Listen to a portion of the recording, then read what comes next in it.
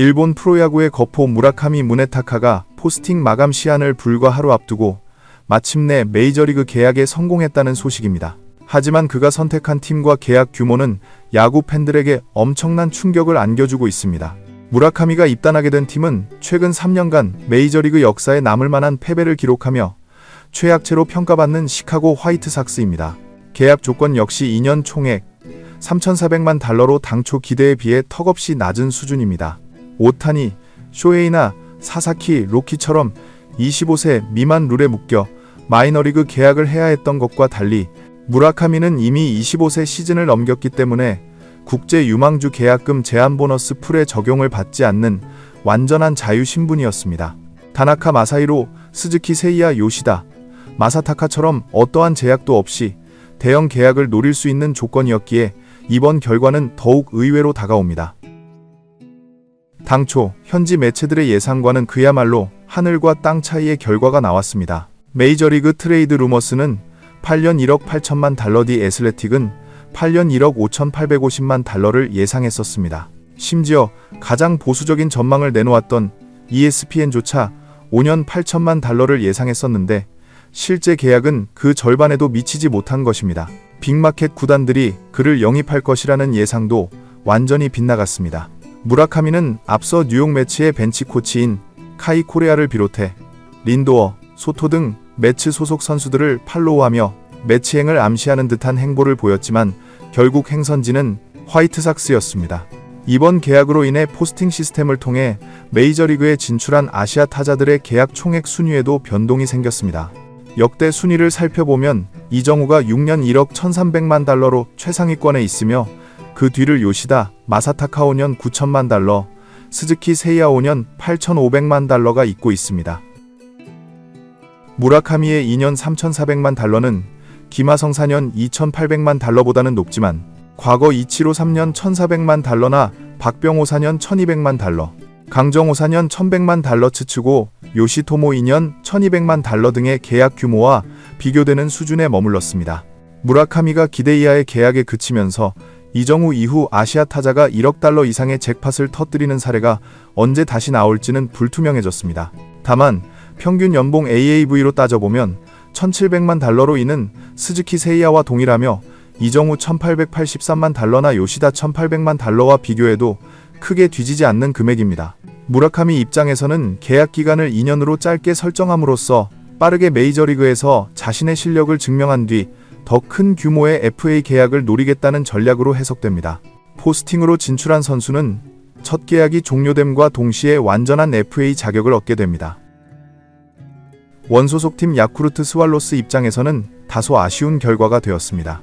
과거 이시이 카즈이사 1,126만 달러, 이와무라 아키노리 450만 달러, 아오키노리 치카 250만 달러의 이적료를 챙겼던 야쿠르트는 이번 무라카미의 계약으로 약 657만 달러의 이적료를 받게 됩니다. 이는 오릭스 버팔로스가 요시다 마사타카로 1,540만 달러, 야마모토 요시노부로 무려 5,062만 달러를 벌어들인 것과 비교하면 초라한 수익입니다. 무라카미의 가치가 이토록 폭락한 원인은 최근의 부진과 부상 이력 때문입니다. 그는 22세였던 2022 시즌 일본 선수 역대 최다 기록인 56홈런을 쏘아 올리며 무라카미라사 신드롬을 일으켰습니다. 하지만 이어진 WBC에서의 부진을 기점으로 2023년과 2024년 시즌에는 고전을 면치 못했습니다. 올해 WRC 플러스 조정 득점 생산력 208을 기록하며 클래스는 입증했지만 복사근과 팔꿈치 부상으로 인해 단 56경기 출전에 그친 점이 치명적이었습니다. 56경기에서 22홈런을 때려내며 파워만큼은 여전함을 과시했고 타구 속도 또한 일본 최정상급이었으나 삼진율의 급증이 발목을 잡았습니다. 2020년부터 2022년까지 21.5% 수준이었던 삼진율이 최근 3년간 28.8%까지 치솟았습니다. 이는 메이저리그의 대표적인 공갈포 카일 슈와버와 비슷한 수치입니다.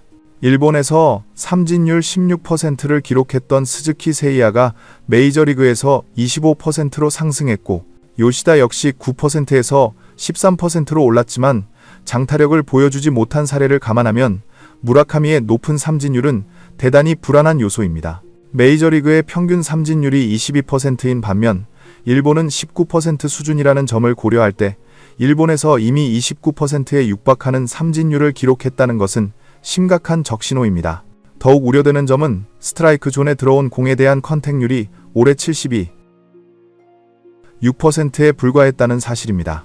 이는 요시다 92.2%나 스즈키 89.3%와 비교하면 현저히 떨어지는 수치이며 올해 메이저리그 규정 타자들과 비교해도 최하위권에 해당합니다. 초기에 무라카미는 좌타 거포라는 점에서 카일 슈와버와 비교되곤 했습니다.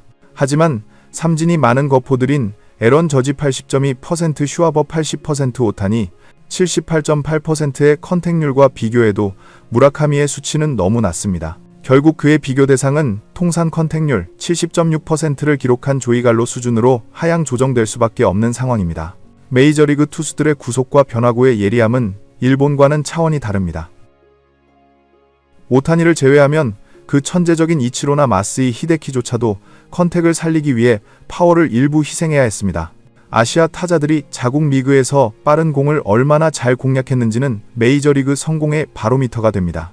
무라카미는 150km/h 이상의 강속구를 상대로 2022년에는 타율 0.327 OPS 1.264로 강했으나 2023년에는 타율 0.128 OPS 0.522, 2024년 타율 0.190 OPS 0.719, 그리고 2025년에는 타율 0.95, OPS 0.446로 처참하게 무너졌습니다. 일본 통산 타율 3할을 넘겼던 스즈키나 요시다와 비교했을 때 무라카미의 강속구 대처 능력은 너무나도 심각한 수준입니다. 이는 일본 최고의 거포였지만 강속구 약점과 높은 삼진율 마지막 시즌 30.4%를 극복하지 못하고 실패한 츠츠고 요시토모의 전철을 밟을 가능성이 높다는 것을 시사합니다. 츠츠고는 메이저리그 3시즌 동안 끝내 구속 적응에 실패하며 타율 1할 때 OPS 0.630의 성적을 남기고 쓸쓸히 돌아갔습니다. 오타니 역시 일본 시절 빠른 공에 고전한 바 있지만 그는 규격 외의 피지컬과 재능을 가진 선수라 직접적인 비교 대상으로 삼기는 어렵습니다. 이러한 데이터들로 인해 미국 통계 사이트 팬그래프는 무라카미의 타격 정확도를 20, 80 스케일에서 30점 파워를 80점으로 극단적으로 평가했습니다. 이는 장타력은 확실하지만 통산 삼진율이 36.5%에 달했던 미네소타 트윈스 출신의 미겔 사노와 흡사한 평가입니다. 사노는 결국 방출되어 최근 일본 주니치 드래건스와 계약하는 처지가 되었습니다. 게다가 무라카미는 3루수이긴 하지만 수비력이 떨어져 메이저리그에서는 3루 수비가 불가능에 가깝고 1루 수비 또한 뛰어나지 않아 사실상 지명타자로 분류됩니다. 이런 점들이 복합적으로 작용하여 무라카미에게는 굴욕에 가까운 계약 조건이 제시된 것입니다. 물론 무라카미에게도 선택지는 있었습니다. 계약이 마음에 들지 않으면 일본으로 돌아가 1년을 더 뛰고 완전한 FA 자격을 얻어 재도전할 수도 있었습니다. 하지만 그는 포스팅 강행을 선택했습니다. 이는 과거 마에다 겐타가 시장의 평가가 낮았음에도 불구하고 포스팅을 강행해 다저스와 8년 2,400만 달러라는 노예 계약에 가까운 조건을 받아들였던 상황과 유사합니다. 물론 무라카미는 2년 단기 계약이라는 점에서 마에다보다는 훗날을 도모하기 좋은 조건입니다. 그렇다면 리빌딩 탱킹 중인 화이트삭스는 왜 무라카미를 영입했을까요? 팬들의 관심을 끌 수 있는 스타성이 있고 만약 그가 터져준다면 트레이드 마감 시한에 비싸게 팔 수 있는 훌륭한 매물이기 때문입니다. 화이트삭스는 이미 에릭 패디를 2년 1,500만 달러에 영입해 반 시즌 만에 트레이드 카드로 활용한 바 있습니다. 또한 요코하마에서 뛰었던 좌완 앤서니 K와도 최근 2년 1,200만 달러에 계약하는 등 아시아 야구 경력자들에게 관심을 보이고 있습니다. 루이스 로버트 주니어, 요한, 몽카다, 엘로이, 히메네스 등 장기 계약자들이 모두 실패로 돌아간 화이트삭스는 타선 재구성이 시급한 상황입니다. 로버트의 계약은 내년에 끝나고 앤드류 베닌텐디의 계약도 2년밖에 남지 않았습니다. 현재 미겔 바르가스가 중심 타선을 맡고 있는 가운데 유망주 콜슨 몽고메리와 브레이든 몽고메리, 그리고 포수 유망주 등과 함께 무라카미가 시너지를 내준다면 팀 분위기는 달라질 수 있습니다. 팬그래프는 화이트삭스의 예상 라인업에서 무라카미를 7번 타자 겸 1루수로 배치했습니다. 무라카미의 행선지가 정해짐에 따라 이제 남은 주요 포스팅 대상자는 이마이 타츠야, 오카모토, 카즈마 다카하시 코나 등입니다. 이마이는 1월 3일 오카모토와 다카하시는 1월 5일이 포스팅 마감일입니다. 과연 남은 선수들은 어떤 평가를 받게 될지 귀추가 주목됩니다. 오늘 소식은 여기까지입니다.